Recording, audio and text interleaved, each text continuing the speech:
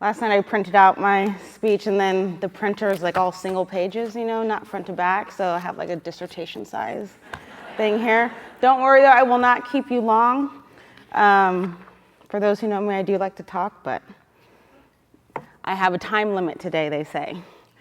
So the title of this keynote is Shaping Change, Educator Preparation as a Portal for Collective Liberation. And I really want to dedicate this to all the people who still believe in the power of life-changing lessons and life-changing educators, because it's happening every day. They're out there, they're in our schools, and they're inspiring all of us to know that this work is important, that this work actually changes livelihoods, it shapes societies, and it creates the worlds that we want to see.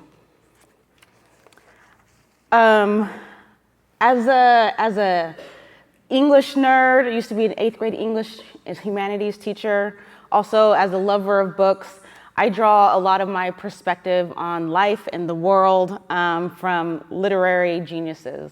And the one that's inspiring this talk today is Octavia Butler. Yes, give it up for Octavia Butler. I'm glad that the folks in the room know who she is, because she is a name that deserves to be said in rooms where she is not present. She's one of the first Black female science fiction authors, first science fiction author to receive a MacArthur Genius Grant, long time considered an Afrofuturist, but she considers herself a histofuturist, meaning that she wasn't predicting, the future. She was really looking at patterns of the past in order to assume what the outcomes will be in the distant future. In 2020, her books, her Parable series became a New York Times bestseller. This is 25 years after the first publication of the first book, and then almost 15 years after her death, right? And that just speaks to the power of how resonant her work is. What I love about Octavia Butler is that she develops worlds and characters that survive, not by clinging to control, but by surrendering to transformation, right? They have to shape change with their imagination, with their integrity, with their interdependence. And in Parable of the Sower, she does a brilliant job of creating these characters and articulating and displaying that change is the only constant, right? We evolve, we shift, sometimes slowly, sometimes all at once. But everything around us is constantly changing. We are molecules in motion, and our best bet at living free and an agentic life is to learn how to, or lean into our natural ability to shape change. So that's what we're going to be talking about today, is how do we shape change? I'll get back to Butler in a moment and the ideas of shaping change and how that relates to the teacher profession and the teacher preparation. But first I want to share some data from a statewide survey that I worked on 3 years ago while I was a research director at UCLA. Over 4,600 teachers responded in this survey. This slide just shows some of the demographic information of the respondents. This is on par with the representation of California teachers. This was done in collaboration with Hart Research Associates and the California Teachers Association. And we asked a series of questions, over 70 questions on this survey. Some were about teacher dispositions, some were about their working conditions, policy recommendations, but we also asked a set of questions that were around teacher preparation. And these particular set of questions were only asked of teachers who had been working in service for 5 years or less. So the experience fresh on their mind, right? The data from this particular question is the focus of today's talk. What in your preparation program could have better prepared you for your teaching assignment? And there were a lot of responses, wide-ranging responses, but the majority of them coalesced into 4 bigger buckets. Classroom management, extracurricular responsibilities, what I like to call teacher as designer, and work-life balance. I presented some of this data 2 years ago at this very conference. I wanted to re-engage with this data because I feel like it's more important than ever given where we are currently in the national landscape of education and what is being required of teachers and what is being demanded of them when they step into these classrooms. So first, classroom management. Teachers are saying, and I want to definitely preface that, nothing I say today, literally nothing I say today is gonna be new information for any of you all. It's all gonna be, this is intuitive work as educators. If you've been here for any significant amount of time, you know what it is. You know what the challenges we face are. And so just have this be as a reminder of who we are and the work that we're trying to do, right? So teachers are saying classroom management, managing difficult behaviors, de-escalating tactics, trauma-informed practices are all things that were missing from their teacher preparation. One teacher said, "I need more focus on classroom management. Piaget doesn't help when a child refuses to do anything." Another wrote, "I wanted to learn how to handle behavioral issues. What do you do when a student throws a binder at your head? What do you do if a fight breaks out between students in your room? I know a lot of this is school specific, but having some sort of basis would have been extremely helpful in my first couple of years." Another says, "I think that there should be a whole semester dedicated to de-escalating tactics and trauma-informed practices." Extracurricular responsibilities. This is all of the work that is required of a teacher outside of the very timely, real, and significant job of educating students. So this is equitable grading, providing feedback, making calls home, engaging with parents, engaging with angry parents, dealing with difficult admin, referrals, writing an IEP. A lot of teachers have said that the first time they even see an IEP is when they step into their first IEP meeting. What? What kind of sense does that make? What type of preparation is that, right? So teachers said, "I wish programs had a course on how to learn how to use attendance, use a grade book, how to create grading categories, how to create an entire class syllabus, how to do phone calls home, write referrals, how a school runs, what to do in our first week of classes, expectations, what to look for in the classroom." These are all things that are new that when we're coming into the field, we just don't know, with no experience other than the theory of practice. Another said, "Teach us actual real life information, i.e. grading, communicating with parents, report cards, comments." And another said, "Teach me how to do an IEP, intake IEP data, how to do assessments." Teacher as designer. This is the third thing teachers said they didn't get enough training of. And it was quite surprising, this one, because I think of preparation. This is what naturally we should be preparing teachers to do. Develop curriculum, create lessons, relevant assessments, classroom design. But they said that they didn't get enough of it coming from them. They knew how to interpret already existing curriculum, how to take the scope and sequence of their school district and apply it in their classrooms, but not how to build something from the ground up that's original, that's authentic to them and the students that they're seeing at that moment, at that time. So unit building and lesson planning in connection with state standards. Actually have us develop a curriculum, a syllabus, actually teach us the things that apply to the profession and design the courses so that your first years aren't so tough. Actually practicing lesson planning, lesson implementation, and collecting and analyzing data. And finally, work-life balance. This is compassion fatigue. This is burnout prevention. And the interesting thing about the burnout prevention is that we know that the number one reason why educators leave the teaching profession is due to burnout. We've known it for years, and yet we still do not adequately prepare them to encounter that type of emotional burden and labor, right? Teacher quotes, Discussion on how to set boundaries for oneself and to leave work at work. I wanted to have a better understanding of how to manage my own time, not just in terms of managing a classroom, but how to manage the prep time, where to look for resources, how to properly assess if the materials would be most useful to my students.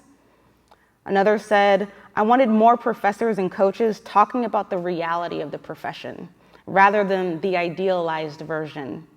How to balance pushing for change and the idealized version while also learning to cope with the reality of the day-to-day. Tangible strategies to maintain work-life balance. More discussions about burnout, about teaching long-term, and how do I actually make this a 30-year career? And so the teachers have spoken, right? How do we do this? How do we address the needs of our teachers, create sustainable systems, and ensure that we are providing students with an equitable education that adequately prepares them for careers that don't exist yet, and for livelihoods that we can't even begin to imagine? These voices from the field, I'm like paranoid now after what they did to Linda. I'm like, I gotta make sure this stuff is following me. So I'm like looking behind. I was like, oh, don't do that to Dr. Hammond. Okay. These voices from the field make it clear, right? That sustainability is not just about funding. Yeah, we need the money, but systems fail in a lot of different ways. They refuse to evolve. They refuse to remain relevant. They resist change instead of shaping it. Octavia Butler's work offers a prophetic blueprint for what we now call human learning systems.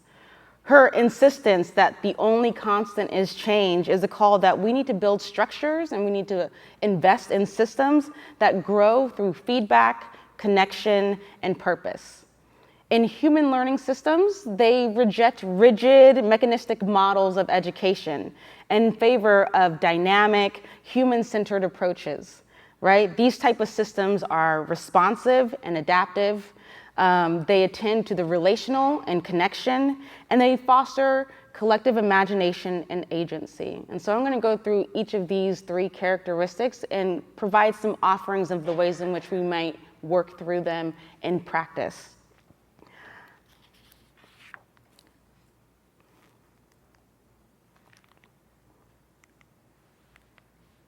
Yes. So, responsive and adaptive. Butler insists that change is inevitable, and survival depends on our ability to be adaptable, to shape it rather than resist it. Human learning systems embrace adaptability not as a response to crisis, right, but as a core design principle. So just as people shape and are shaped by their environments, adaptive systems evolve in response to feedback from human experience. This is how we center the lived wisdom rather than statistic models. So one way we can do this is to truly be adaptive and culturally responsive. Teacher preparation programs must move beyond some type of static curriculum and rigid standards to become really more of a living, breathing system that reflects the diversity of the students, the communities, and the educators they serve. We have to center community knowledge and context. Again, nothing new. You already know this. Culturally responsive learning and being culturally responsive starts with honoring the wisdom that's already in the room. And we can do this by partnering deeply with local communities, families, schools to co-design the coursework and provide field experiences that are rooted in real-life issues, assets, and needs of the communities in which these residents will be serving. So using a community-responsive teaching framework that treats families and their cultures as sources of knowledge and not just deficits to overcome. Adaptability means that the curriculum actually continues to learn alongside the learners themselves. So this means that we are regularly revising our syllabi and our materials based on resident feedback. We are revising based on emerging classroom challenges, right? before pandemic, post-pandemic. The post-pandemic reality in classrooms is rough. I don't know if you've been in classrooms. I know you all have worked with your teachers, but it is a different beast. And if we are working still on a curriculum and pedagogy for pre-pandemic times, it's already out of date, right? Our teachers are demanding something different, and our students need something different. And so our syllabi, our structures, we need to be looking at our course content and revising that regularly with what's emerging in the field. Shifts in social and political context as well. These things are the things that we're asking teachers to do in real time: be culturally responsive, respond to the needs of their students. But where are we doing it at the university? Where are we doing it in our own programs? Co-creation is something that we always ask of teachers, because we know that dismantling hierarchical models in the classroom increases opportunity for everyone's gifts and talents to be welcomed and to be honored. These type of models build resilience, because when leadership is shared, there's no one person carrying the entire burden and the work alone. For teachers navigating systems in crisis, and yes, our K-12 systems are currently in crisis, this provides a sense of collective care and co-ownership that can both be healing and sustaining. This is where liberation lives. This is where sustainability lives, when teachers and communities are invited to lead and not just be led. So the ways that we can show love and show community, these are not just like fluff words, is by giving up power and enabling shared power. So recognizing that everyone in the system holds wisdom, and that systems are stronger when we're built with the collective brilliance of the people that they serve.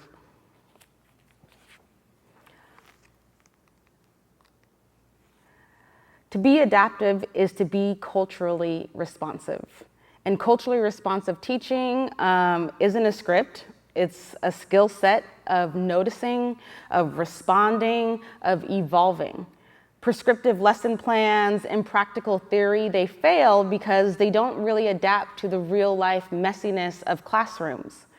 We have to dive into case-based learning, dilemmas of practice, and design thinking so that residents can learn to make nuanced and context-specific and context-sensitive choices. We tell them that they need to respond to the needs of their students, but do we teach them how to slow down and notice? How to be reflective? The art of inquiry.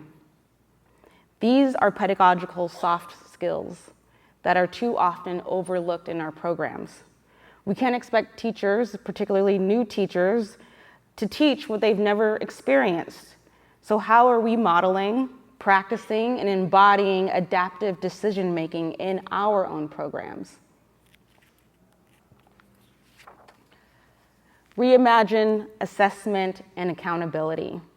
Being responsive means that we're moving away from more standardized metrics of readiness, and we're looking into more ways of adaptability and assessment that doesn't ignore content and doesn't ignore culture.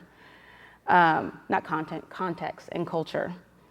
We should be using more portfolio-based assessments, inquiry, reflective inquiry, community feedback as tools of measurement and growth. What if, in addition to content mastery, we really wanted to measure, is this resident growing in their ability to be human, in their ability to be just and responsive in their teaching? How would we measure that? Do we measure that? This requires a narrative shift in our ideas of what readiness is, from compliance to really the capacity for relational and systemic impact. How can we assess the residents' capacity to build relationships, to reflect critically, stay in the work, to practice justice under pressure? Because in reality, these are all the things that residents are being asked to do regardless of whether or not we adequately prepare them for it or not.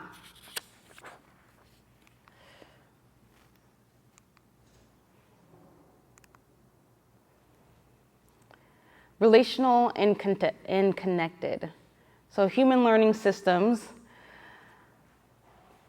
favor, support, foster relations and connections of the folks that are in the system. Teaching is all about connection with people, with ideas, with ways of being, ways of knowing. I had the pleasure of listening to Dr. Heather Michelle's closing keynote at the Deeper Learning Conference this year. I know, give it up. She was amazing. Woo! And she said something really profound. She said that teaching is a relationship. Teaching is a relationship. And she's right. Education is an inherently relational system, meaning who we learn with and how we relate to one another becomes just as important as what we learn. Butler's vision of humanity in almost every single book she's ever written is deeply interconnected. Nobody survives alone. In human learning systems, the quality of a system is determined by the quality of the relationships within it. So, we all know too well that teaching can be isolating. We get into our classrooms, we become little islands, just us and our students, and we're siloed off from the rest of the world. And this can be very damaging to a teacher's ability to sustain in the profession. Community is really the antidote to isolation. Facilitating regular circles and storytelling, and I say storytelling because systems are not fixed, right? They are really based and made up of the relationships and the stories in the system. The stories we tell about our identities as teachers, the stories we tell about our colleagues and the students that we serve, and the stories that we tell about the work that we're actually doing. Allowing space for these stories to be told creates creative learning spaces that humanize teacher preparation and the profession itself. And it allows us opportunities to reshape these stories and the experiences that we have. We have to normalize asking for help. We have to normalize being interdependent. In practice, what this looks like is connecting residents with families, students, cultural workers, staff, to understand the full ecology of teaching, using place-based learning contexts and community walks to root preparation in local contexts. Don't just rely on the mentor teacher and the student teaching experience to properly expose them and adequately prepare them for what they're about to walk into. Human learning systems that are relational and connected center wellness. Teaching requires and demands deep emotional labor. It is draining. It is draining. It is draining. Okay? Our teachers have been telling us this. We know this. We've all experienced it. That labor that we are asking teachers to put forward can only be sustained by systems that nurture and care for teachers. Teacher wellness is directly tied to teacher sustainability. When educators are supported emotionally, physically, and spiritually, they're better equipped to build strong relationships. They remain in the profession longer, and they are ready to engage in the very deep and serious work of justice and care for the next generation of folks. Our teacher prep curriculum should incorporate wellness practices like mindfulness, body breaks, boundary setting, check-ins, into every single part of our program, not just one class, every semester, and everything that we do. If we cannot sustain the teacher, we will not be able to sustain the profession. And so wellness has to be centered. We have to acknowledge compassion fatigue. My colleague, Dr. Jacqueline Olson, has a great book out on this right now. Burnout, racial battle fatigue. These are real challenges, and we need to build in tools for healing, right? Teach them skills to combat it, to manage it, to cope with it, to overcome it. Offer coaching, affinity spaces, access to mental health resources, not just access, embed it into the program. Normalize reflective practices that help students and residents process their own trauma. It's crazy that we're asking folks to go into classrooms and manage 30 young folks' trauma and they haven't even been able to process and deal with and manage and cope with their own. These are all skills. This should be part of the preparation. We need to build systems that care instead of always having an over-reliance and putting the burden on teachers to just manage this through self-care. The third characteristic of a human learning system is possibly my favorite. It is collective imagination and agency. So while adaptive systems, they respond to change, agentic systems initiate it. Relational systems are grounded in connection, and imaginative systems are grounded in possibility. So in sociology, a collective imagination is the process by which members of a group establish and adhere to an imaginary set of laws, values, institutions, and symbols, right? Our entire realities are built on collective imaginations. An example of a collective imagination is money, the value of it, how it's used. Nothing really ever differentiates a $1 bill from a $20 bill, right? The physical properties of it don't really have much value. It's just paper. But our belief in it makes it valuable. This is the same for borders, for laws, for time. At one point, a group of scientists and researchers got into a room and said, this is how many seconds will constitute a minute, and this is how many minutes will constitute an hour, and now we run our lives by the clock, right? Though our collective imagination is made up, it is not a lie. Our consistent and collective belief in it makes it a reality. So human learning systems makes use of this. It makes space for our collective imagination, future dreaming, and courageous action. It means empowering educators, learners, and not just to navigate systems, but to reimagine and to remake them. We have the power to shape the world around us, and in fact, we've been doing it all along. Our programs have to train teachers, or have been training teachers to fit into existing systems, not to reimagine them, not to remake them. What liberatory redesign asks us is that we're going to cultivate collective imagination and dreaming, future dreaming, as foundational pedagogies by which we're teaching. We ask residents not just to manage classrooms, but to re-envision and to co-create liberatory learning environments that are rooted in possibility. And it's not just about preparing teachers, right? We're preparing system shapers, we're preparing liberators, we're preparing visionaries. And it's not just about surviving systems. We are asking them to shape them. This is the only way that I know how we're going to get the world that we want to see. So my first offering for this, in terms of collective imagination and agency, is I want to encourage us to think about teacher preparation as a portal versus a pipeline. Right? We have to redefine our system, what we're doing, what the work actually is. And the idea of an educator pipeline treats preparation as a standardized, one-directional process focused on output rather than the art of becoming. Pipelines are designed to slot people into existing systems. In contrast, a portal, they're dynamic. They're spaces of transformation. They're not mechanistic, they're really a threshold. Once you step through a portal, you are changed. Portals are places where educators can reimagine their roles, develop critical consciousness, and begin the work of collective imagination and collective liberation. When I work with teachers on designing their classroom curriculum, I always ask them, what do you want your students to experience? What do you want them to see? What do you want them to feel, to sense? What do you want them to do? Because we know that experiences actually change you. They stay with you. They shape you.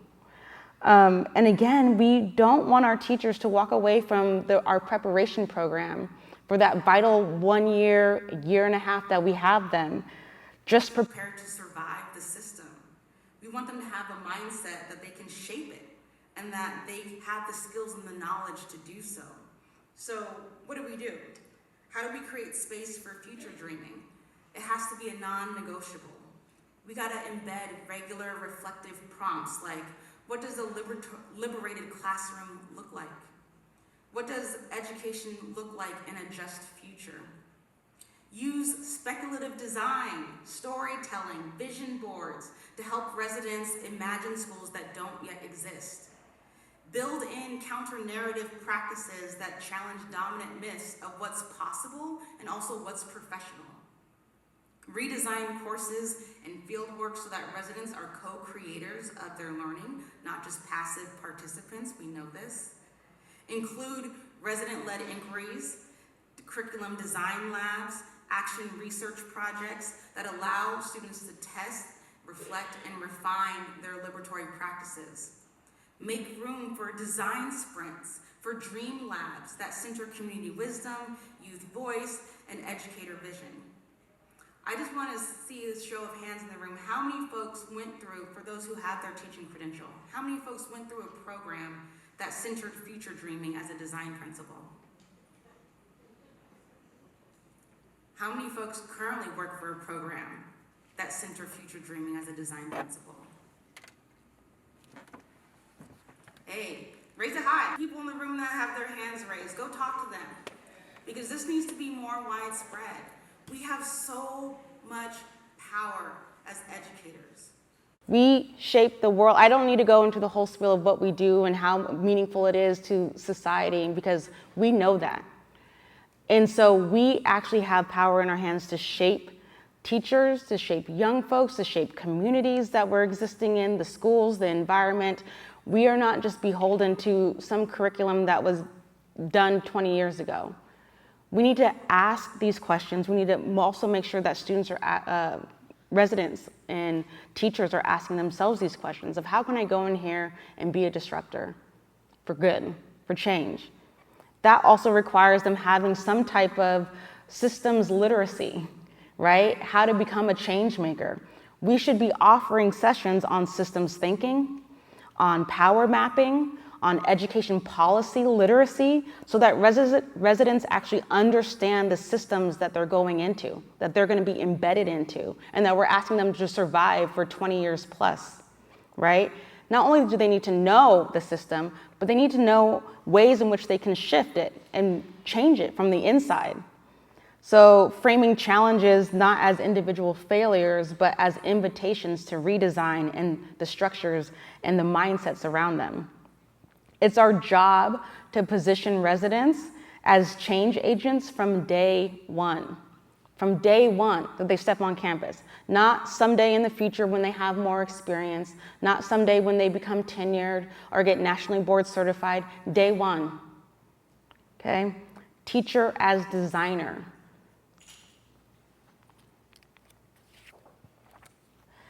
We cannot ask teachers to practice freedom without addressing their material conditions. California teacher earns only 78 cents for every dollar earned by other college graduates. Other professions that require a post-baccalaureate degree pay their talent over 20% more than we do. In that same state survey that I mentioned at the beginning, we asked teachers about their financial stability. 80% said it was difficult to find affordable housing. Over 60% find it difficult to save for long-term goals like buying a house, saving for retirement, paying for their own child's college education. Over 60% find it difficult to keep up with just basic living expenses and the increased cost of living.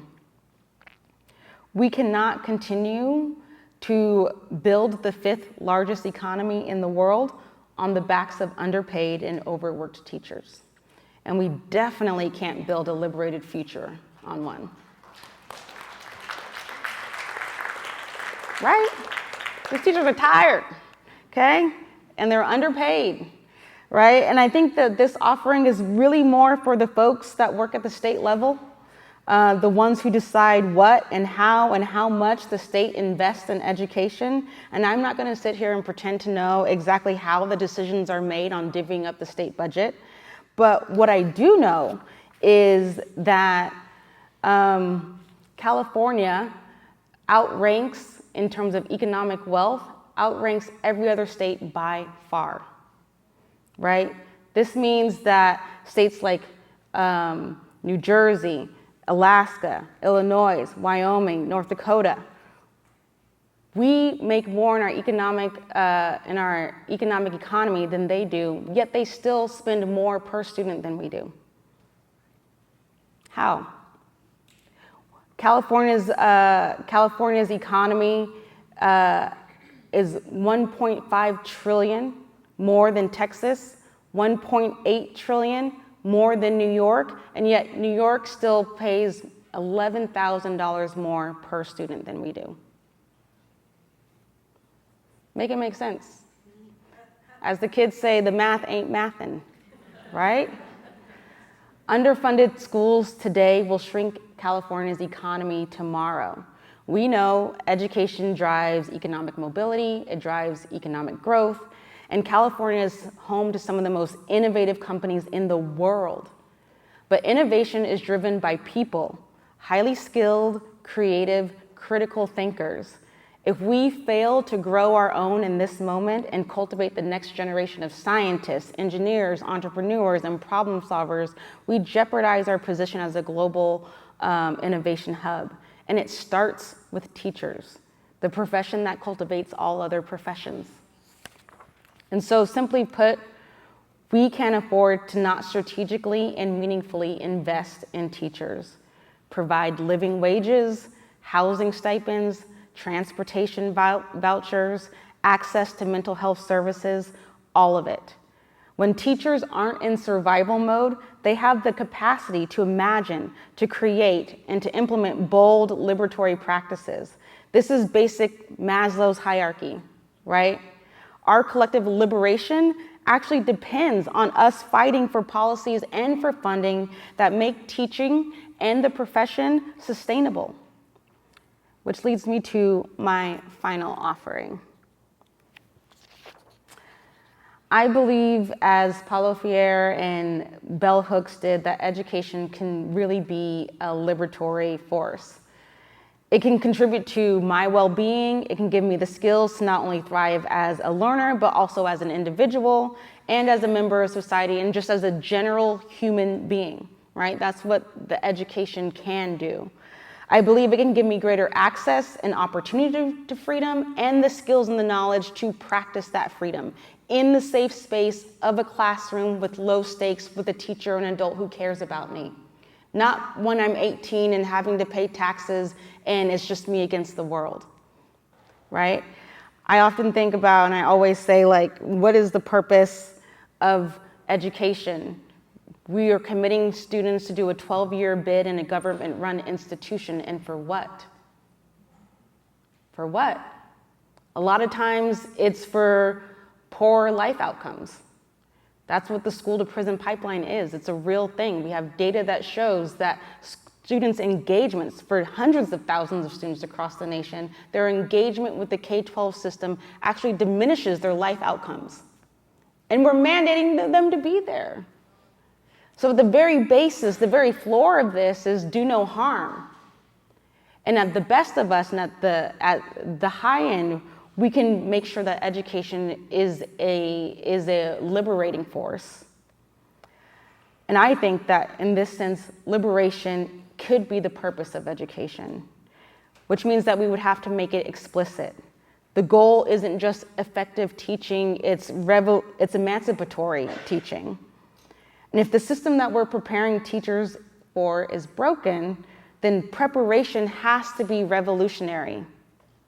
Preparation becomes liberatory when it teaches educators not just how to teach, but how to dream, how to design, how to disrupt in community, in a collective. And an interesting statistic from that same survey is that after burnout, teachers voted political attacks and ideology as the second greatest reason is why they would leave the profession, which shows that we as educators of teachers have not been doing our job because education is inherently political. It's an inherently political project, and they should know this going into it.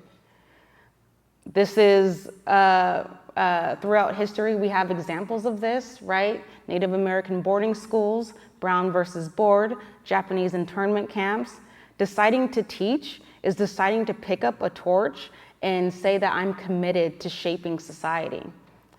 A quote that I really love is, the quickest way to change an entire society in a single generation is to change the way it educates its children. So a lot of folks know that. Do our teachers know that? Do our teachers know that the power that they hold? I think that because of the power that they hold and the importance of the work that they do, our preparation programs need to be steeped in the values of love, liberation, critical consciousness, wild potential, interdependence, belonging. We have to show them how to foster these values through pedagogical practice and curricular content. This is how we allow students to show up whole in the full dignity and humanity, and the full potential and dignity of their humanity, by allowing teachers to show up like this first in our spaces, in our universities, and in our programs.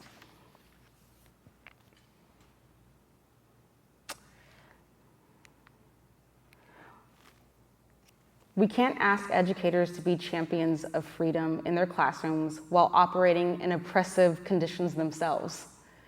Sustainability in teacher preparation is not just about retention, it's about regeneration. So it means creating systems where teachers are continually growing, continually healing, and returning to their purpose with renewed clarity and strength. A sustainable program honors the humanity of educators by embedding wellness, community, cultural relevance into its core. When we design for sustainability, we affirm that the work of teaching is sacred. We trust in the alchemy of adaptation, the transformative power that emerges when people are given space to experiment, to fail, to reflect, and try again. This is the work that is being asked of us, right? To create portals of possibility out of pipelines. And I believe that we can do it. We can create these types of environments. Out beyond the confines of what is and what isn't, there is a third space of what could be. It is waiting to be shaped by you, by me, by all of us, and it is there that I will be, and it is there that I will meet you. So thank you so much for listening. And that's the work that we're going to be doing in the workshop that I'm holding later on today, is really envisioning what portals can look like and using portals as a mechanism to dream new structures and systems for teacher preparation. Thank y'all.